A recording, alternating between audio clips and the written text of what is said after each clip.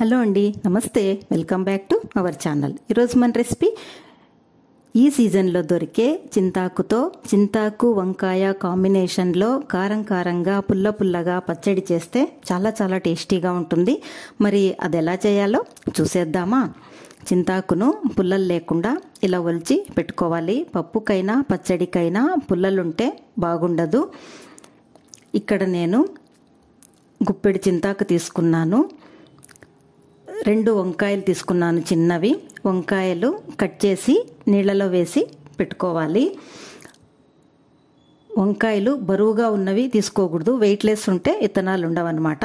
నీళ్ళలో వేయకుంటే నల్లగా అయిపోతాయి.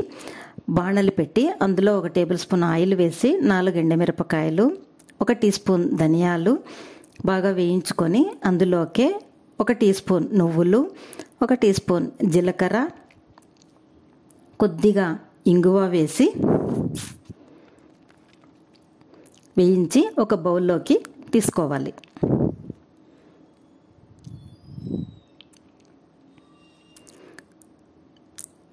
అదే ఆయిల్లో మనం కట్ చేసి పెట్టుకున్న వంకాయలు వేసి మెత్తగా అయ్యేంత వరకు వేయించుకోవాలి. వంకాయలు త్వరగానే మగ్గిపోతాయి.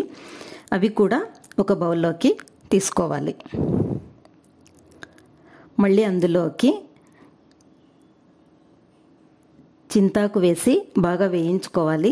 చింతాకు కలర్ మారి బాగా మెత్తగా అయిపోవాలన్నమాట. మగ్గిపోతుంది త్వరగానే. ఇట్లా ఉంటే సరిపోతుంది. ఇప్పుడు మనం వేయించి పెట్టుకున్న ఎండుమిరపకాయలు, నువ్వులు, జీలకర్రలో రుచికి సరిపడా సాల్ట్ వేసి మెత్తగా గ్రైండ్ చేసుకోవాలి. మళ్ళీ అందులోకి వంకాయలు, చింతాకు, కొద్దిగా నీళ్లు వేసి బాగా మెత్తగా గ్రైండ్ చేసుకోవాలి. అంతేనండి, ఎంతో టేస్టీ అయిన చింతాకు వంకాయ పచ్చడి రెడీ అయిపోయింది. వేడి అన్నంలో నెయ్యి వేసుకొని తింటే చాలా చాలా టేస్టీగా ఉంటుంది. మీరు కూడా ట్రై చేసి చూడండి. మరొక సింపుల్ రెసిపీతో మళ్ళీ కలుద్దాం. లైక్ చేయండి, షేర్ చేయండి, సబ్స్క్రైబ్ చేసుకోండి.